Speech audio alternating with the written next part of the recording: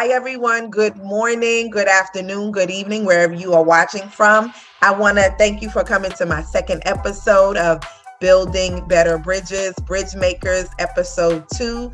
This month is all about mental health, self-care, self-love, self-you. Since we're talking about this Passion to Purpose series, I thought it was so apropos to have on a pioneer and expert in the field of mental health, clinical work, self-love work, Dr. Bautista-Thomas. She has been my friend and sister through this process of doctoral work. She is a recent recipient of her doctorate, and I wanted to talk to her about her Passion to Purpose journey. And so she's got so many more accolades. She's going to get into the questions that I asked, and I want to bring on Dr. Bautista-Thomas to talk about her journey and her passion to purpose. So please, without further ado, help me to welcome Dr. Bautista-Thomas. Hi, doctor. Hello, good morning, Selena. Great to see you. You too. You look fabulous. You're bright. You are shining. You look beautiful. Thank you. Thank you. I feel great. And you look amazing as well. Thank you. Thank you. So we're going to get right into it because I want people to know about what it takes and on this journey from passion to purpose. And I really want to just get right into, how you got here. How did you come to this work of self-love, self-care, mental health work? What was your journey? So my journey begins back when I was about 11 to 12 years old. I started to do a lot of youth group development work in my church. And there was someone by the name of Omar Ortiz who started a youth group called Take Charge, Be Somebody.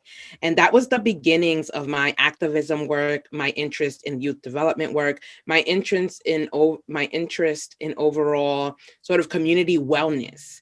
And it was that work that propelled me to take an interest initially in psychology in college, in undergraduate school.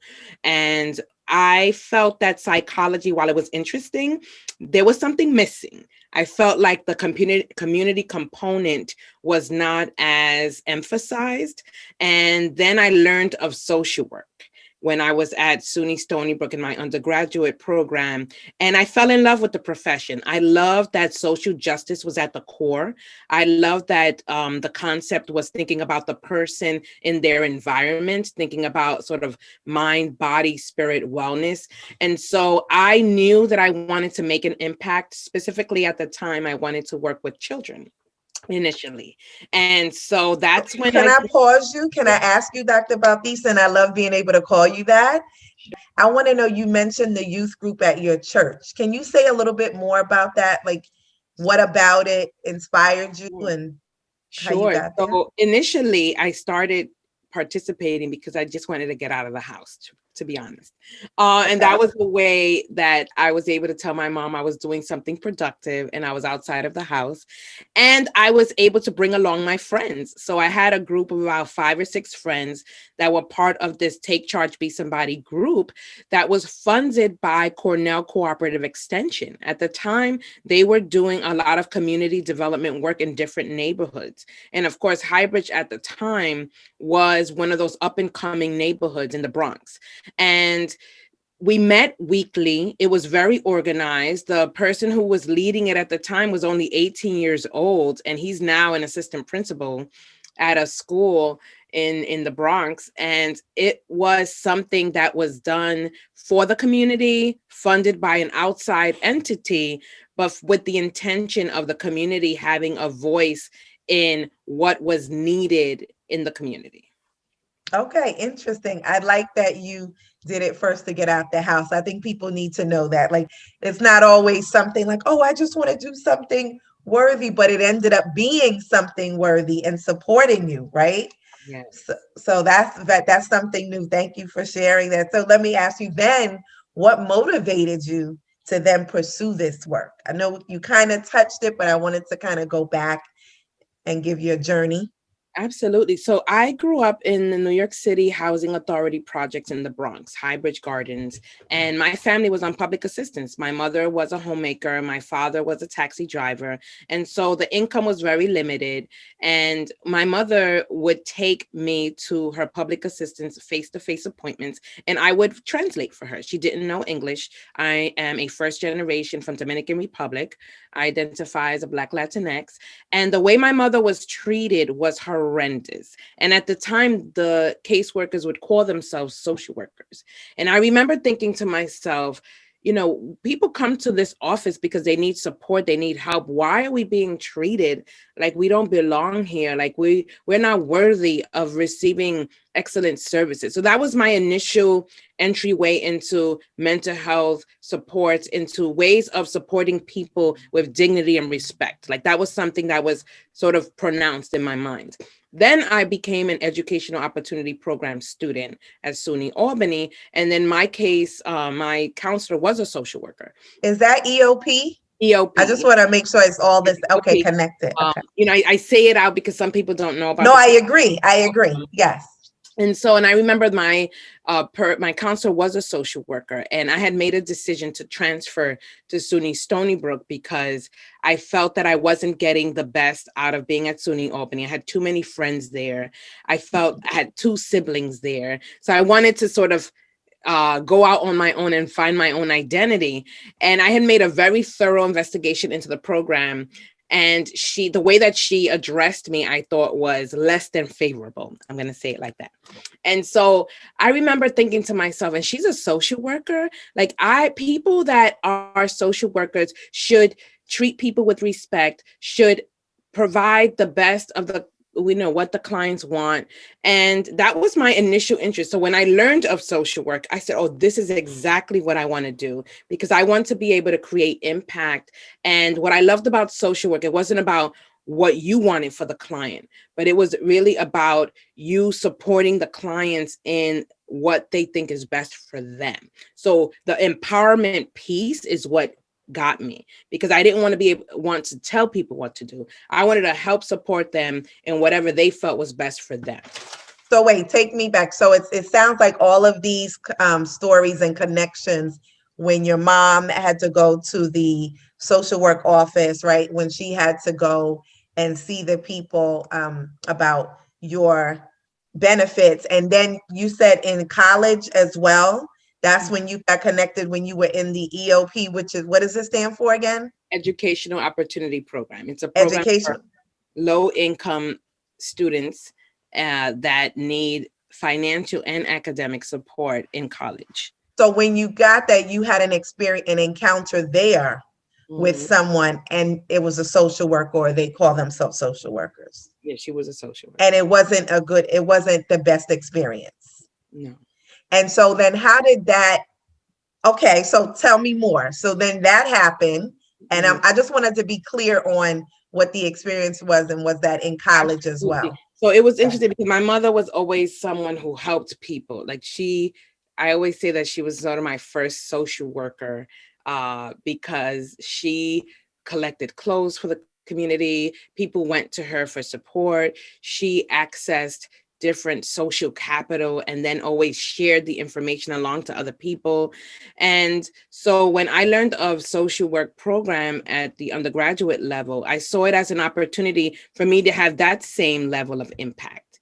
And I was specifically thinking about how children and young adolescents are influenced. And I wanted to be able to be that support to young people, because I had done all this youth development work, and I saw the power when adults take interest in young people, and when they believe in them, and when they give them decision-making power. I saw the power of that, because everyone that was involved in that youth development organization has a leadership role in different sectors. And I know that it's due in part to the way in which the adults invested in those young people. And so I wanted to be able to provide that space for others. I love that. Okay. Hit your purpose on the head. So I want to ask you now, what have you learned about yourself in this as you pursued this purpose? I What learned is that it's okay to make mistakes, mm-hmm. that it's okay to not to know everything, and that, there is this way of being that sometimes in this society where we are encountering so many racist ideologies and inequities, that I'm okay, and that it's okay to be me, that it's okay to uh, ask for support, that it's okay to not know what you're doing and figure it out along the way, as long as you're being your authentic self. And I also learned the importance of doing my own self-care work, my own healing practices, because there is a lot that I experienced also as a young person that inspired me to want to help other people. There were different situations that I experienced that caused some degree of hurt and trauma. And I realized that in order for me to be able to provide that optimal level of support, I needed to also seek my own healing and Mm-hmm. transformation and impact, so that I could have the impact that I wanted. So I learned that about myself, and I learned that I'm stronger, much stronger than I know, and I'm more powerful than I think. That I have so many people around me that support me and love me, and that people generally have their best interest at heart. It's about, I go into spaces expecting that. And Mm-hmm. until someone disappoints me otherwise, that's the way in which I engage in the world, because I know that what I'm expecting and intending is what I'm going to attract. That's super powerful. Let me say, I have a couple of questions in that. There was so many nuggets that I just want to pull out at least two of them. The first one is talk a little bit about that authenticity. Like, give us an example for people who don't know what that looks like to say, okay, I want to show up. It's not like, oh, I do whatever I feel. It's like, what does that mean? Because everybody doesn't know what that means to show up in your full self. Would you share an example with us? Sure, sure. I'll tell you a story. So I remember I was a school social worker for 8 years, and I loved my job. What I loved the most about it is that it was multifaceted, multi-layered. I did clinical counseling work with students, elementary school students. I did advocacy work and family work with their families. And then I did capacity building and training with the teachers to help them to address any social emotional concerns that were happening in the classroom, to help bridge the communication between them and the families they were working with. And then, of course, I also did some leadership work with the administrators. So each and every one of those roles, I had to be a particular there was a skill set that I had to tap into. However, I showed up as Cindy every time. And what do I mean by that? Like, you hear me talking, this is my Bronx accent. It doesn't go away, right? Some days, if depending on what I'm talking about and depending who's in the room, I might sound a little bit differently, but I will always be myself. And I learned that along the way. There were times where I tried to change up who I was in my dress or in my way of speaking. I have a very gregarious laugh, and sometimes felt like, oh my goodness, do I not laugh like how I laugh?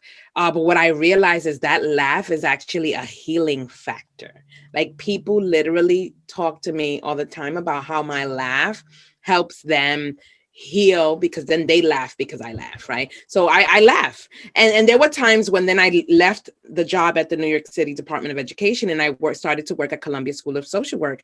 And there was some learning that I had to do, and unlearning about what it meant like to be a woman of color in academia. I was the first Latinx woman that they had ever hired in that particular department. And I must admit that it was the first couple of months, I showed up as not Cindy. I wasn't authentic. And I remember it was my husband who heard me on the phone talking to a student. And he was like, who is that? And I was like, what do you mean?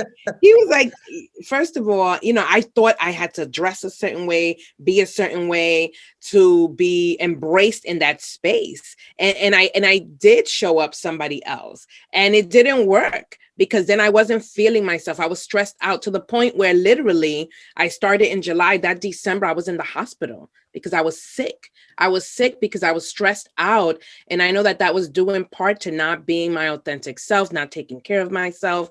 And after that, when I got out of the hospital, I was like, oh no, this is who I am.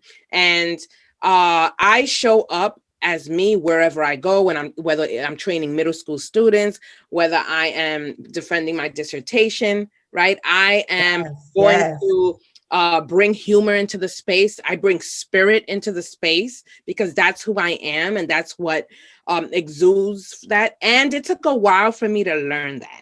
I'm going to be honest with those listening. It wasn't like overnight that I said, I oh, okay, was I need to do this. It was definitely therapy. It was being a part of circles with sisters as powerful as you, Selena, right? Us talking thank you, about who we yes, are in professional spaces, who do we get to be, and how do we assert ourselves? How do we set boundaries so that we're not feeling overwhelmed, so that we're not feeling that our very person is being excavated, right? So yes, it's taken a while to be there, but I'm so proud to say that I am in a space where this is who I am, right? Like I'm Doctora Cindy Bautista-Thomas, but I'm also like, I'm Cindy from Highbridge, so yeah.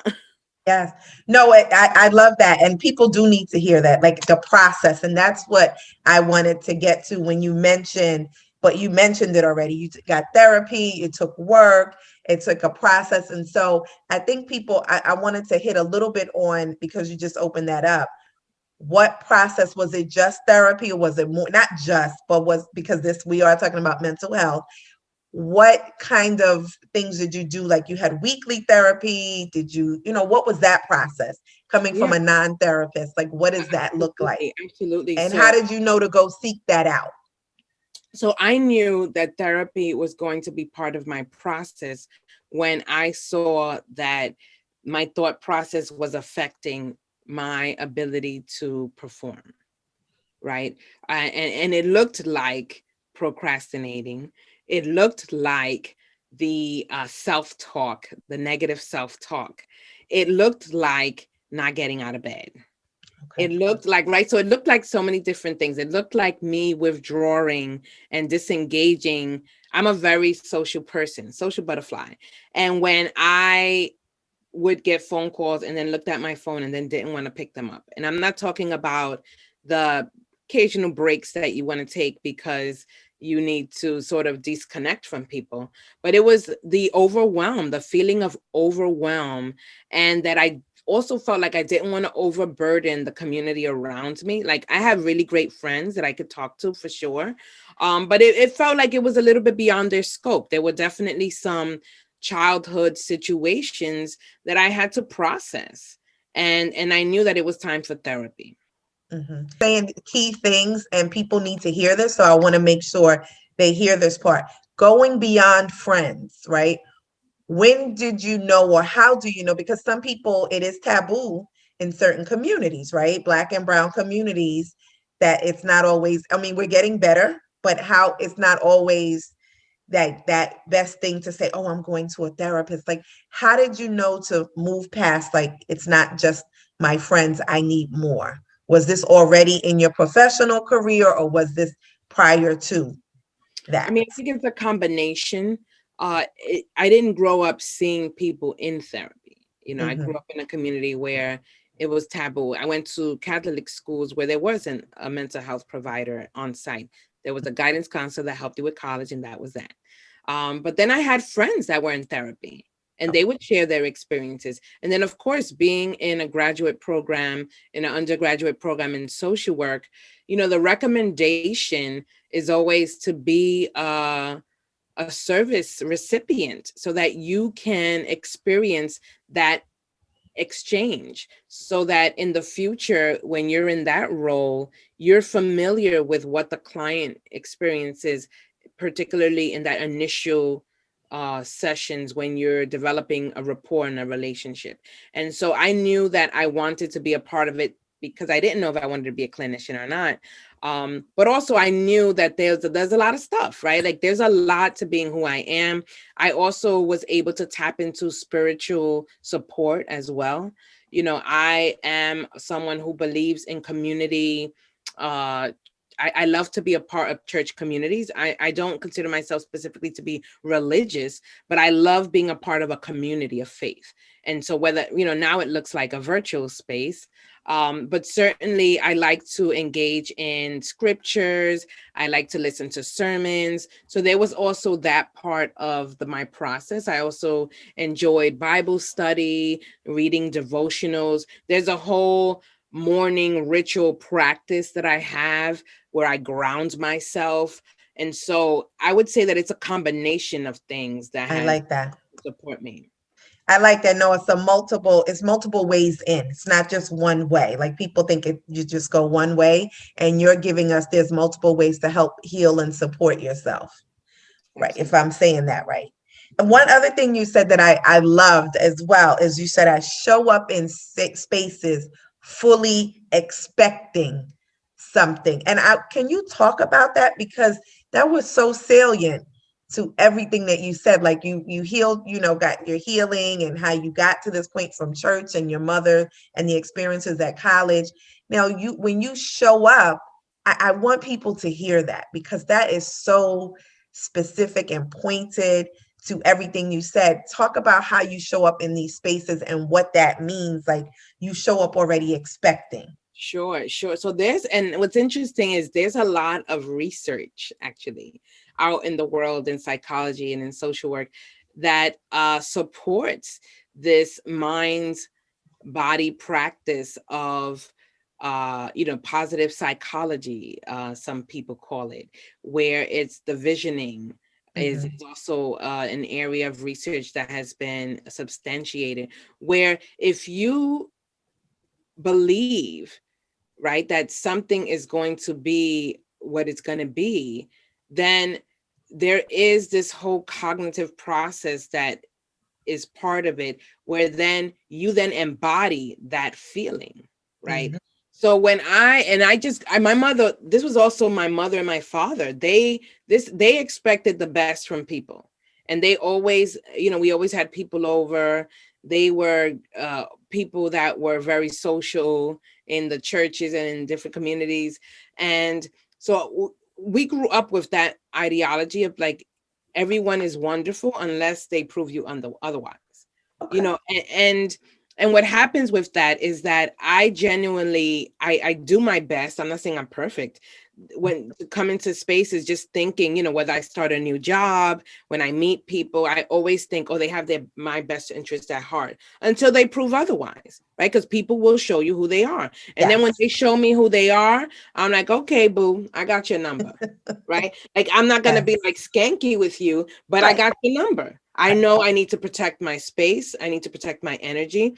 So expecting the best shows up by me, honoring people's voices, being respectful, and smile. I feel like my smile and sort of this energy that I bring to the space is a healing tool. I didn't sort of acknowledge it and identify it, I would say, until last year, where I said, I'm a healer. I go into spaces and I could just smile. And there's something about what I exude that I'm very clear that it's not of me. Mm-hmm. Mm-hmm. I believe that it's of God.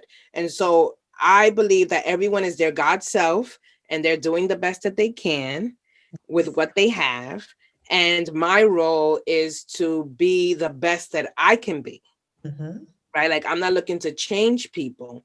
And when I change, my perspective and who I am, eventually the hope is hopefully that'll inspire someone else and engage people in a different way. Well said, doctor. Well said.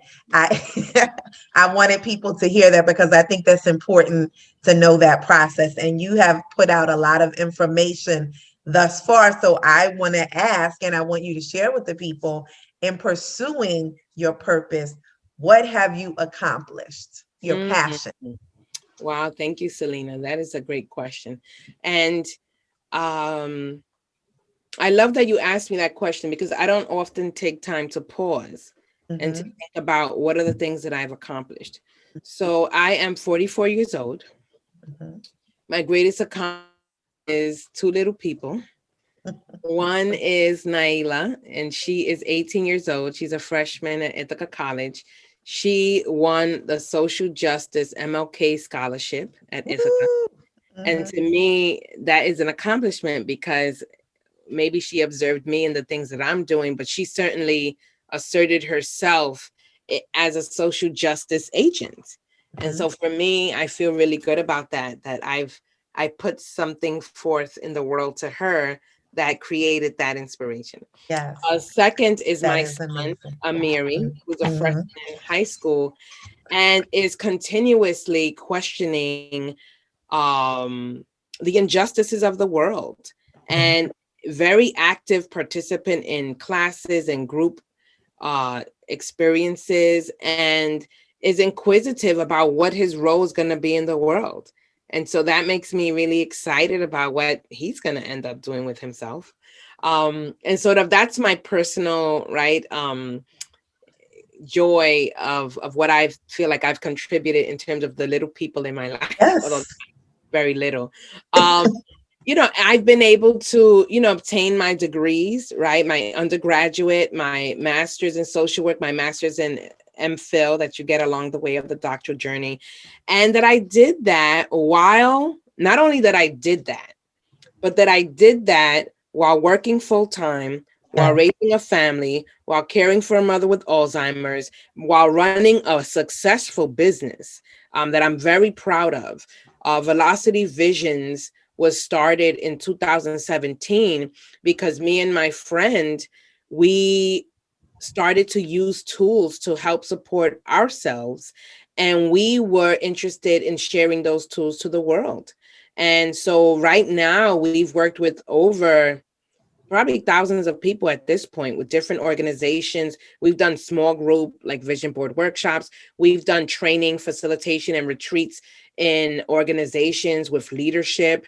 We say that our what we're interested in doing is really to encourage healing with individuals, communities, and organizations to evoke transformation so that folks can have personal impact. And we know that once you have personal impact, then you will impact the world. And so we've done that in the ways of training and support. We just worked with a middle school group earlier this week that was just so amazing around self-care, self-love, compassion fatigue, vicarious trauma. I mean, we do a lot of different programming. We're excited about what we're looking to do moving forward in 2021. And we also started a podcast early this year. Okay. So tell us Uh, about what's the name of it? so the podcast is Self Care to Success in 15 minutes or less, where Ancy and I take turns every week talking about a topic in 15 minutes or less that helps support folks around their self-care. We are very much advocates of the importance of caring for yourself. When you care for yourself, that is an act of self-love. And when you're doing that, you're able to be your optimal self. And being your optimal self means that you get to create magic in the world. And so, Yes. Hmm. we Go ahead. if we cannot give from an empty cup, we say that it's an act of violence against yourself. You're giving from a deficit. So then you're not giving, right? You're sacrificing of yourself. And so we talk about that, we share about that, and then we are that. Yes. Another level of success is that I've been able to do all those things. Wait, but pause right there for 1 second and go back to the business, because that is, you mentioned your kids and you broke down what they did to give you that accomplishment, to feel that, your energy and your spirit has been passed on. I want you to say something about maybe just a little bit more about Velocity Visions and how you actually got to the point of creating the business out of all that you've done. Give us some people may say, I want to know a little bit more, so they may know how to move on Sure. that road. Sure. So I love talking about it because it speaks to how important it is to have people around you that are like-minded, people around you that are going to encourage you, that are going to challenge you. I Mhm. remember we did a vision board workshop at my house, and a participant said, "Have y'all ever thought about doing this like as a business?" Mm-hmm. And at the time, we were like, no, not really. And then a few months later, one of my really good friends, we were doing sort of a mastermind vision boarding session. And I was talking to her about the things that we had been kind of dreaming about. And she said, Cindy, you know, y'all could be doing this in organizations, right? Have you ever Mm-hmm. thought about that? It was again, right? So then I started doing a personal development transformation program, Momentum Education. And it was through that work that I was able to tackle some limiting beliefs that I had about, you know, my family grew up on welfare. What did I know about business? Meanwhile, I have a lineage of business owners in my family that I Mm-hmm. hadn't quite sort of identified. And so 2017, I called Ansi early April and I said, Ansi, I have an idea. Mm-hmm. And I thought God put in my spirit that she would be my partner. And I said, would you be interested? I'm thinking that we could do training, that we could work together both with our social work skills, that we could really build this out from not just doing vision board workshops, but that we could go into organizations and help support wellness. Mm-hmm. And I said, are you interested? And she said, yes. And we incorporated Velocity Visions April 14, 2017. Yay. We, Okay. we ended up having our very first workshop that May. That was a paid workshop. And then we got hired to do a workshop at an organization a few months after that. And that same organization has hired us every single year. Wow. So now we do work in schools. We're New York City DOE vendors. We're minority women business enterprise. And we're excited. And, you know, there's a lot more that we want to do. And of course, we both work full time. So we're workpreneurs. So we're also very intentional about the work that we take on because we want to be able to give people excellence. So if we feel that it's not a good fit, we'll tell the organizations, you know, this isn't a good fit at this time. So it is possible. So if you have an idea, whoever's watching this, it came from a couple of things. We were open to that. People were giving us feedback. They were like, y'all have really good synergy and this looks really good. Have you ever thought about doing this for money? Right. Then we had to work through our limiting beliefs that we can't do this, that we don't know how to do this. And then we found help. We went to the Small Business Administration, those small business development. Every state has those offices, and we went to them to get training and support so that we could figure out what we were doing. They helped us get our Minority Women Business Enterprise certification. And then we execute it. We asked God, we pray every time we do a workshop. We pray every time we put together a scope of work. We pray every time we put together curriculum because we're clear that while we're doing the work, someone else is doing the work. Like that's the way we Yes. operate. Yes. And anyone that we've had a few people work with us, and we'll say to them, like, we're not inculcating you into our spiritual practices, but this is what we do before we do a training. You could just sit there and meditate. Right. This is what we're doing. So I want to go back for 1 second to the vision board. So it started, you and Ansi together Yes. started it out.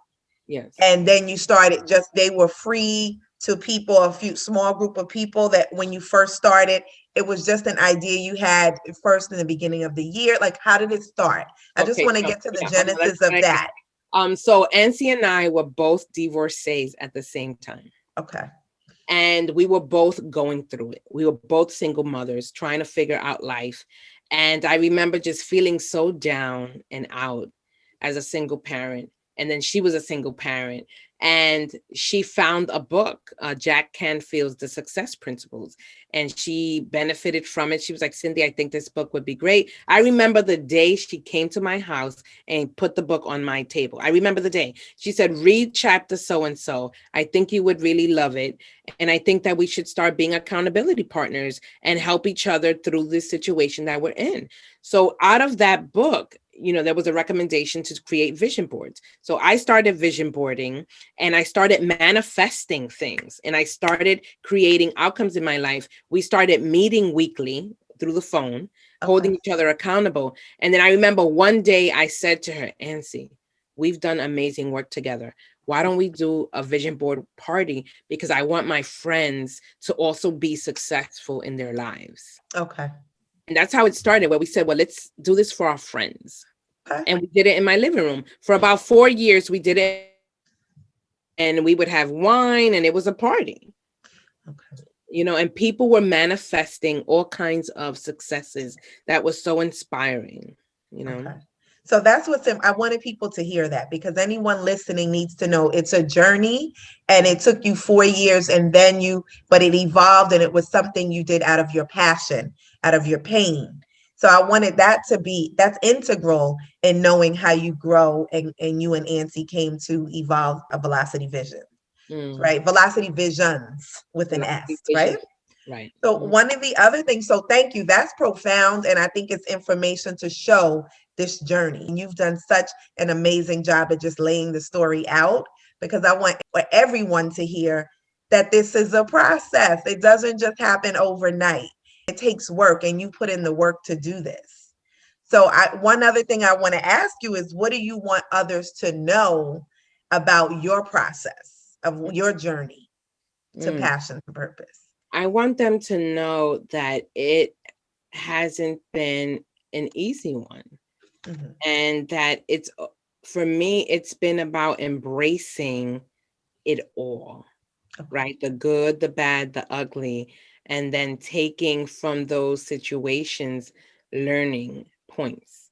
Not to say that it has been easy, not to say that I've gotten those learning points at that moment. Selena knows very well.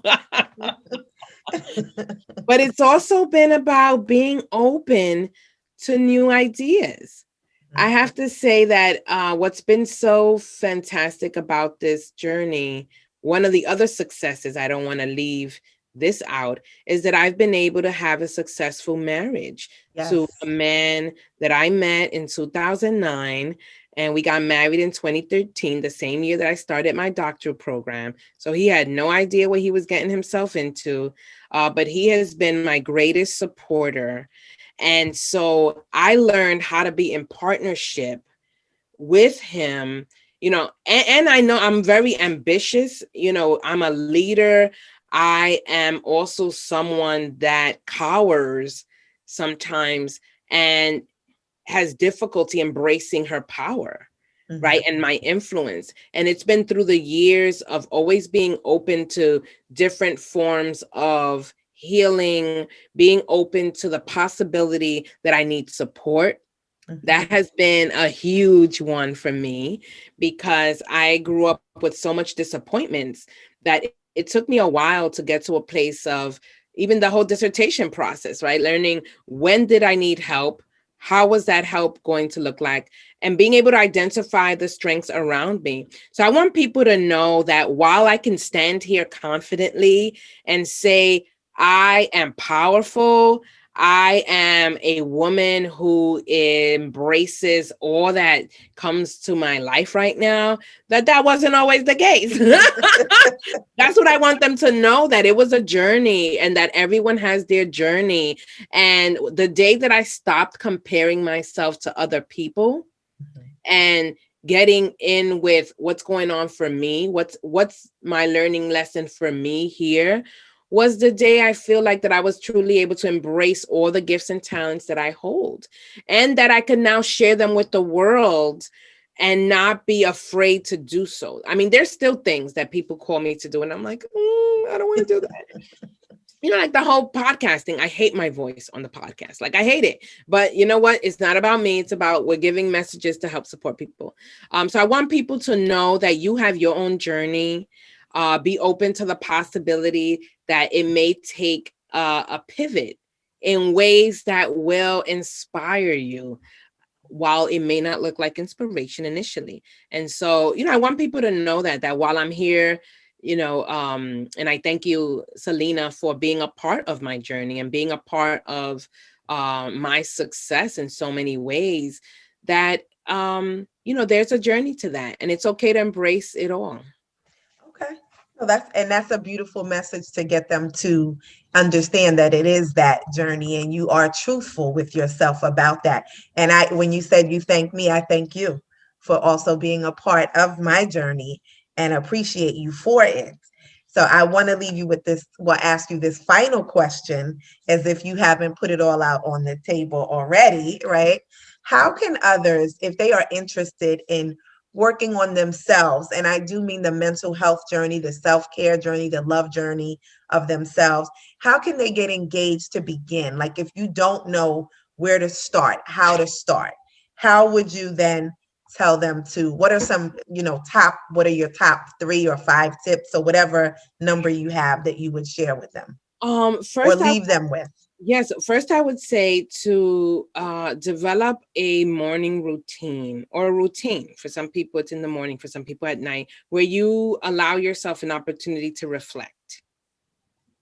Because part of the healing process is being able to identify what it is that's happening. And a process like sitting in quiet, whether it looks like meditation, prayer, journaling, visualizing, reading devotionals or reading inspirational context, doing affirmations, that will be the first step in helping you to kind of check in with you. Sometimes we're so quick to go out somewhere else, to go outward, when oftentimes, most of the time, the answer is inward, right? So I would say definitely spend time with yourself, because you may have a lot of things to say to yourself that you haven't really been listening to.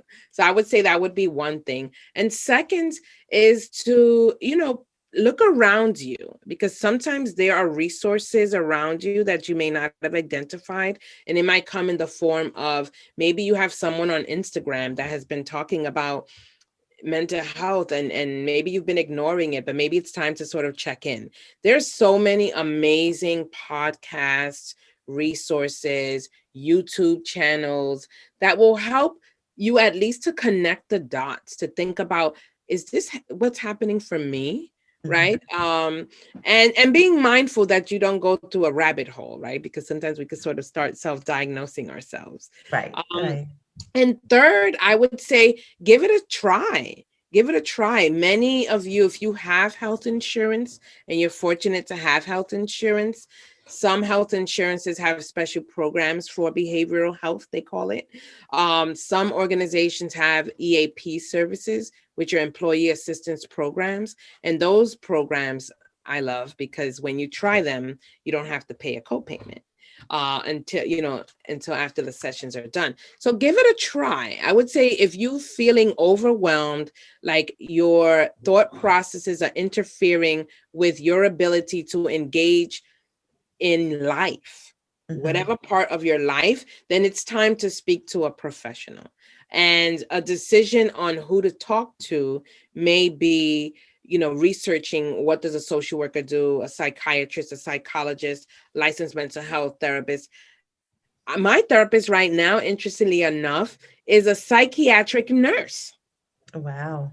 And when I asked a friend that I saw on Facebook was a therapist, I was like, could you recommend a woman of color? Because I was seeing someone that wasn't a woman of color, and our values weren't aligned, right? I think there are very good white therapists out there, but this particular one, it wasn't aligned. And she recommended this person. And when I saw her credentials, I was like, a psychiatric nurse. But guess what? I had my initial meeting with her. I asked her questions. You can ask them questions in the same way that you're interviewing for a job.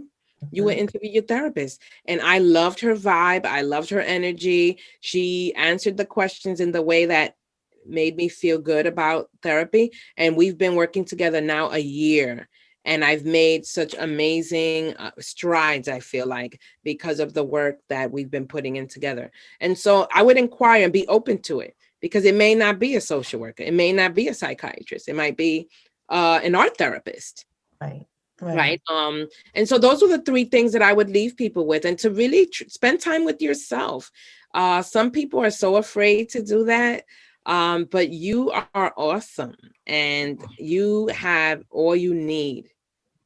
You have all you need. And it's spending time with you to find out what that is. Okay. Is the key. No, I love that. Thank you. I feel like you've given the people tips on how to start getting on their way to their road to their journey. I like you are all you need. I like spend time with yourself, interview the people that you may be interested in going to see. As a therapist, I know you said values were not aligned, And I feel like that's something for another conversation, because that's a big topic now about choosing someone to work with. So we will have to talk about that at another time, because this is Dr. Cindy Bautista's journey and on her road, Passion to Purpose. But before we leave, I have to get you to just say the names of your company, your podcast, and just tell the people where they can find you on social media platforms. Thank you so much, Selena. So you can Yes. find me on our website is www.velocityvisionsinc.com. We're on Facebook, Twitter, and Instagram. And our podcast, Self-Care to Success in 50 Minutes or Less, are on 7 podcast streams: Spotify, iTunes, Google, and all the other ones. And so you can find on Instagram, there's a link where you'll find all of this information if you click on the link. And it's under Velocity Visions. So if they go to Velocity Visions, they can then find your links. Velocity Visions Inc. Okay, beautiful. So I am so happy to have you today. And I wore my red for Love Day because we're the month of love, but I also wore my African. Yeah. I don't remember. You're the one who told me about this symbol. Nyami. Nyami. Thank you. So you say it again for the people.